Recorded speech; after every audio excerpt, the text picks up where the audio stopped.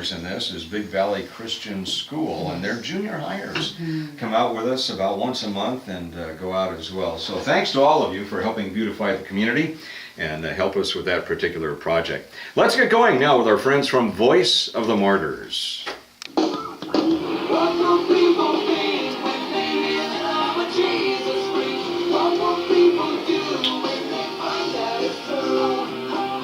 Hey, what's up? This is Toby Mack with a story of real-life Jesus freaks from the Voice of the Martyrs. An elderly woman from North Korea tells this story. She said, in school one day, our teacher told us about a new game. After our parents went to sleep that night, we were to search for a special book hidden in our homes and bring it to school to earn a surprise. The woman goes on to describe how she ran home from school the next day to tell her mom about winning a red scarf with 13 other kids. But her mother and father never came home. They'd been arrested for owning a Bible, and that little girl never saw her parents again. For more stories of persecution, past and present, go online to persecution.com. You know, it's just a reminder, friends, of the great freedoms that we enjoy here in the United States, and certainly everything is not perfect, but you know, here's a case where a little guy is told by his teacher to play a game to find what turns out to be a Bible and never sees his parents again. So we need to make use of the opportunity that we have in this country to exercise the freedoms that we have for the good of the community. And just a reminder of the fathering covenant that came out of our prayer summit this past year in January. Again, many of us pastors here in this area go up into the mountains for 2 or 3 days just to pray. I say just to pray, but it's a big thing because God speaks to us, and this year He gave us a covenant that we made with each other to bring back to our congregations, and we remind you of this every week, reflecting the Father heart of God. We covenant together to model and champion biblical fathering and to advocate for the fatherless within our spheres of influence. And of course, each congregation will manifest that in a different way. They'll carry it out in a different way, but we want you to keep that in prayer as we go on throughout the year. Also ran across a wonderful quote this past week, and our good friend Ross Briles brought this to my attention. An author by the name of John Dixon, and I think he's is he from Australia? Anyway, somewhere in that region. And he wrote this: "We need to live lives worth questioning, and then offer answers worth hearing." Ooh, I like that. Great? Say that again. Yeah, we need to live lives worth questioning, and then offer answers worth hearing. And what he's really doing there is he's taking a look at 1 Peter 2:12, which we often quote. Yes. You know, as Peter advises us to be careful how we live among unbelievers because they're watching. You know, and then also in 1 Peter 3:15, I believe it is, to always have an answer prepared and ready. But that's just wonderful, and that's why we do what we do, friends, is that by going out into the community and serving on a continual basis, and we really underscore that. It's great to serve once or twice a year, but oftentimes that makes us feel good about ourselves. It doesn't really address a lot of problems because people are hungry more than twice a year. They're hungry 365 days a year. Abused women need help more than twice a year. They need help 365 days a year. You know, and the people who need a wheelchair ramp need that built now, not on our time schedule. So we really encourage you to establish a lifestyle of serving, and there are opportunities right in your own neighborhood. We remind you, you can find many of those opportunities on our daily update website at vibrantcommunities.org, vibrantcommunities.org. Click on the little red flashy thing. What is that? Lane? JP, that's an icon, right? Michael, that's an icon, yeah. To me, it's a little red flashy thing. To you, it's an, yeah. All right. The techies call it, yeah, there you go. I'm glad we got a tech person here. Click on the little icon there that's flashing red, and that takes you to the daily update page. Also, if you're on Facebook, we're on Facebook as well. It's facebook.com/Advancing Vibrant Communities. And you can connect with some of our opportunities to serve there as well. And Also today, Elaine ran across this from Chuck Colson and great. his Good stuff. his Breakpoint broadcast that goes out every day, and we can't rebroadcast that for you because we don't have those copyright permissions. But let me kind of give you the gist of today's story. It's about underdogs, entitled Underdogs, and he's talking about one of my son's favorite subjects, and that's basketball. And of course, unless you're living in Lower Slobovia, you've probably heard of Jeremy Lin.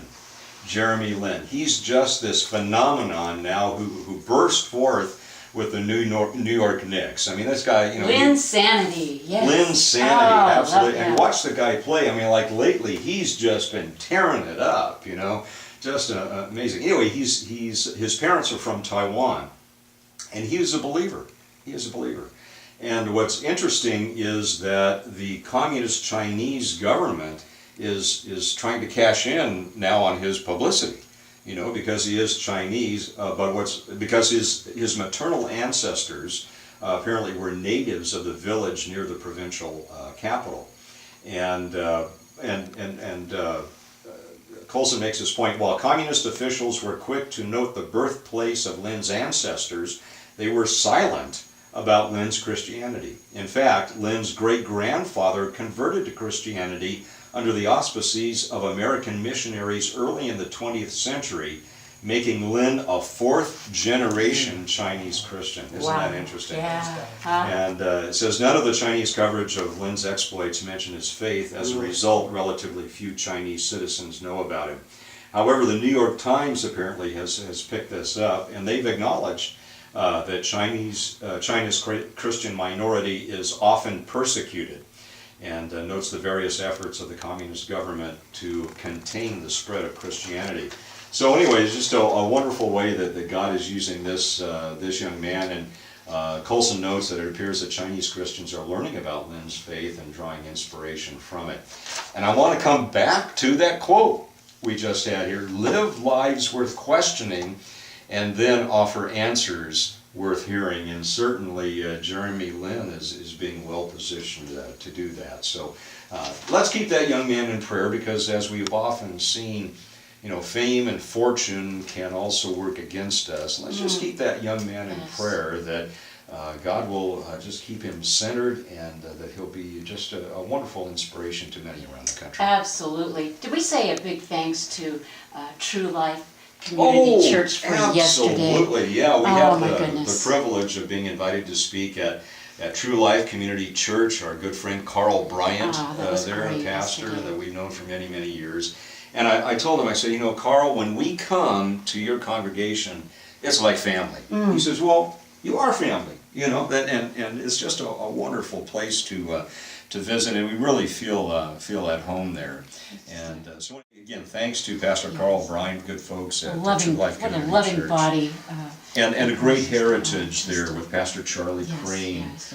establishing Greater True Light there many, many years ago.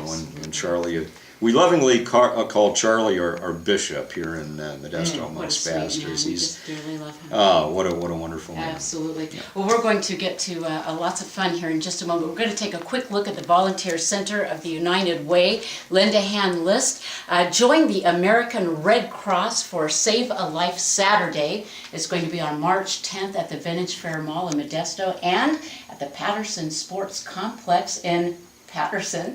The past 30 years. Well, how about that? There's a coincidence. How about that? The Patterson Sports Center in Patterson. Yeah, Wow, that's- the ARC has educated the community through the annual CPR Saturday, and this year the agency is going to expand to include disaster preparedness. We love that.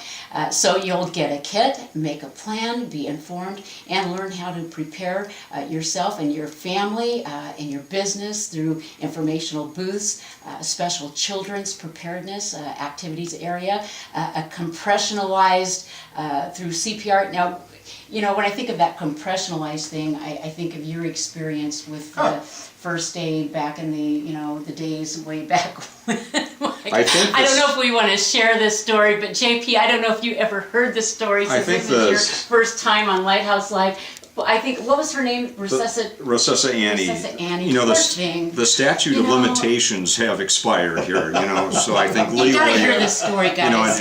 and Morris is here, you know, recording this, Yeah, so I'm bless probably your out heart, on Morris. I'm out on a limb here, You know. but here's the, you want me to tell this story? I think we have to Tell now, this right. don't you? I was in high school. I was a trumpet player. All right, so yeah, all right. Got lungs, right? I mean, you know, that's You've got It's those not a pipes, saxophone, yes. but we'll take it. it's not it's not a reed thing, but you know, it's in the brass family, right? Okay. Anyway, so there I was with my trumpet lungs, you know, height of my career in high school, and I was in a police explorer program there that Pasadena Police Department had started, and I missed the academy training day on CPR.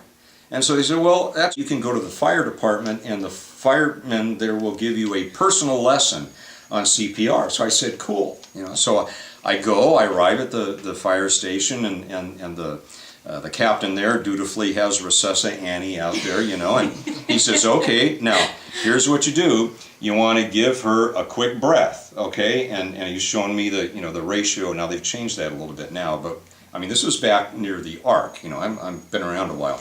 And so... I didn't say that.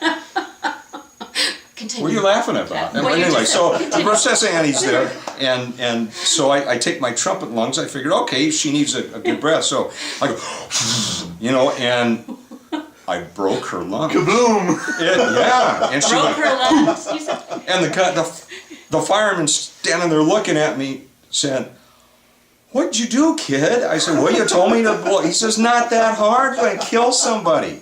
You know, so, you know, in the area of CPR, I was probably the first kid to kill Rosessa Annie trying to When I resuscitate her. learned CPR, they told me that we're supposed to, you know, compress to this tune of "Staying Alive, Staying Alive."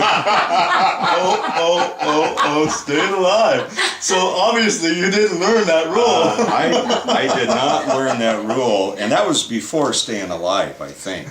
And Bee Gees. She Bee didn't Gees. stay alive. I think you blew her lungs. And so when you're doing that, do you, like as you're doing the compressions with one hand, are you going like this? But you can't see that on radio here. But No, but we've got you on But you video missed it, because yeah. Morris is here. Well, you can log into Morris's site and you can see what we were doing with that one, or not. I mean, if you're listening to the program in Kazakhstan, you're probably wondering,